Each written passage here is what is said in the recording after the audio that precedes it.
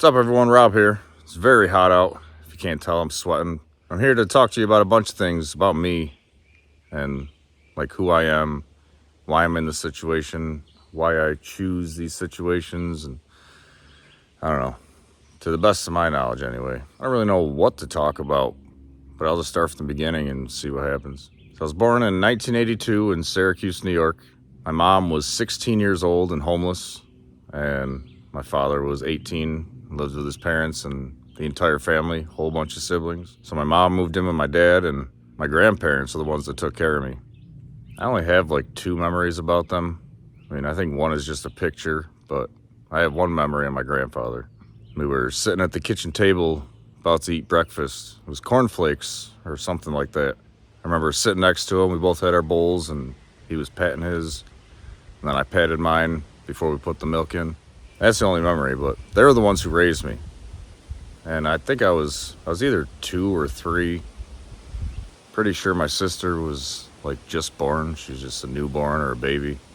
But when I was 2 or 3 years old, my grandfather, grandmother, and great-grandmother were pulling out of a driveway on their way to go home, and a drunk driver just hit them full speed, and I don't know, I think the car blew up and they all died.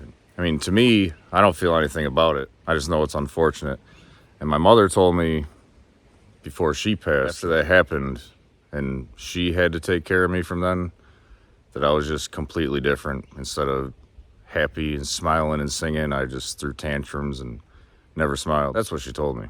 But it makes sense. My parents, they were just teenagers. Obviously, 2 kids, had no idea what they're doing. They were just forced upon them all of a sudden. So I probably started isolating like then.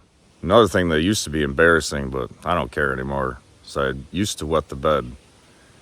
And it was for a long time. The last time I remember it happening, I was either 20 or 21 years old. It stopped in my mid to late teens, like 15, 16, right around when I ended up on the streets. So that also caused me to isolate. I just didn't go anywhere and didn't have anybody over, like hardly ever, just because it was embarrassing. And looking back, there was only one friend I had that I actually hung out with, and he lived like a block away. I'd see people at school, get along with pretty much everyone, but there's only one person. I had one friend back then, just as a kid. And then on top of that, my mother and father split, like shortly after that all happened with my grandparents. But they got divorced when I was probably, I want to say 4. I think my sister was one or 2.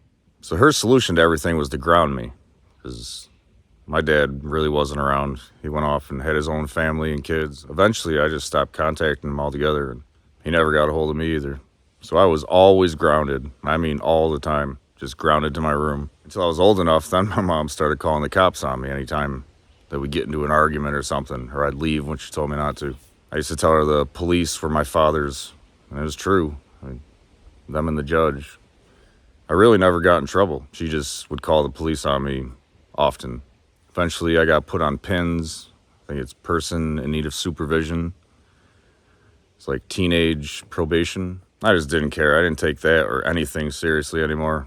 I was just ready to go. Didn't know where. 14 years old, and I was on that until 16 when I finally went into foster care. I think I was 15 when I went into foster care and 16 when I came back home. But that was great there.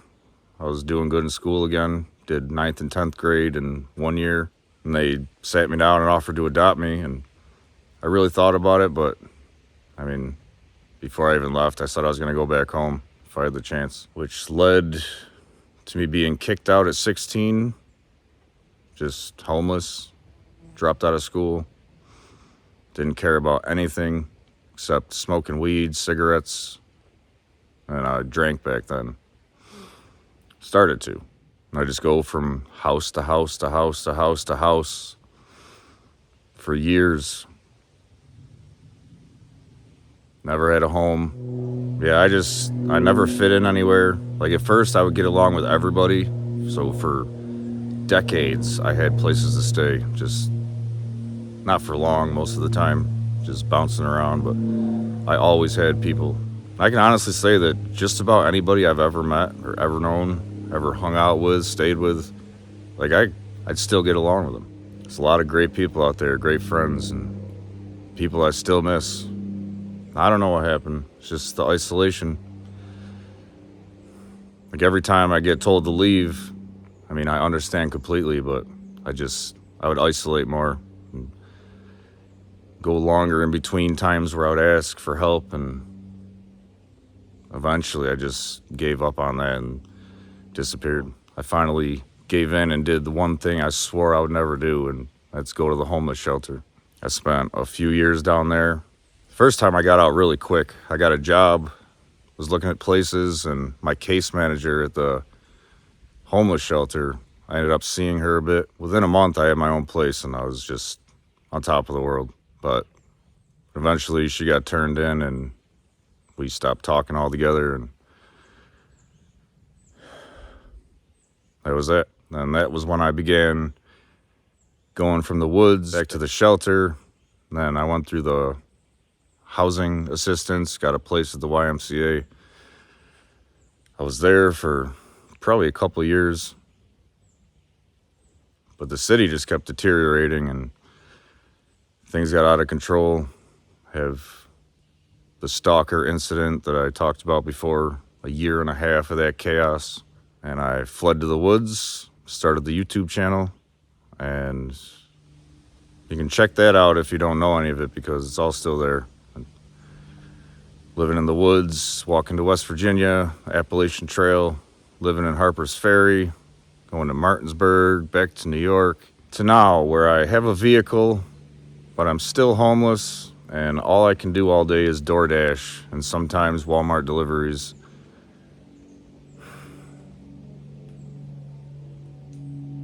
And I'm just surviving on that. It's just breaking even every day. Yeah, I don't want to do car life videos. It's really stressful.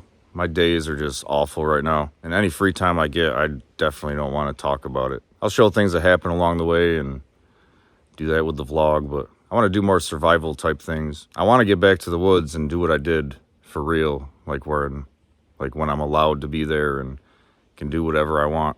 Like I'll stay there for a whole year. I don't care. Just share it. But it's been really difficult getting out of here, getting to that spot, getting to where I can do that. Trying my best 7 days a week. I'm a bit overwhelmed. Everything the last few years are just chaos, out of control. And I want to do nature videos like the one I just posted that was really good and nobody watched it, but it's fine. Just like all the other nature ones. Like I have some really good stuff in there. Just saying. And I want to do the vlogs, get better at it, and really like choose a direction and go.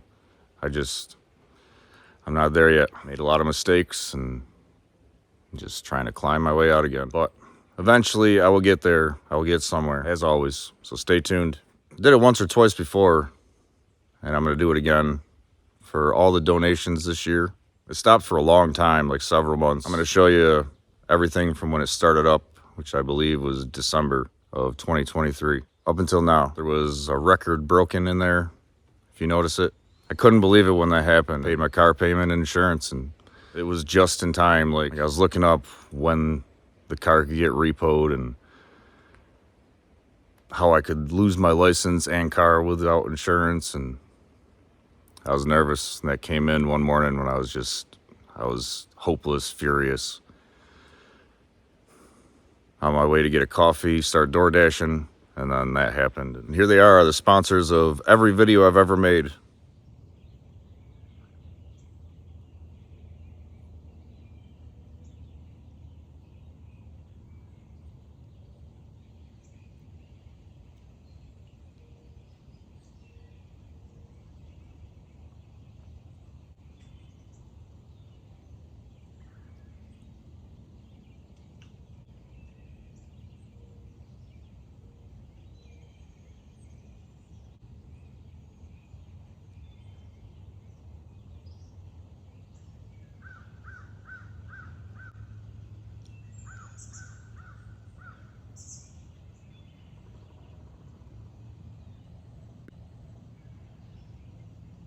Thank you all seriously so much. I'm going to keep doing this on every main vlog video. along with the channel members. Eventually, maybe I'll make a deal with one of these sponsors, the hundreds of emails I have. There's so much that I could be doing that I'm not, and that's just another part of the issues with why I'm in this position.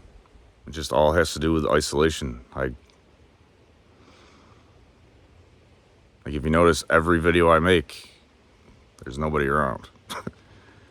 Go to the rivers early morning, drive way out into the mountains where just people don't want to go, just to get some peace and talk. It's weird. I just want to talk to people, and I go way out in the mountains to do it. Thank you all so much for being here. Like, I really appreciate it. I can't believe it. If you can and haven't, like, subscribe, share, comment. I'll get back to you if it's good. Another way you can support the channel is to hit the join button and join this list of channel members. Thank you so much. Links are in the description if you'd like to help me get out of this mess. It's definitely not necessary, but it's greatly, greatly appreciated. Thanks for watching. Take care, and until next time.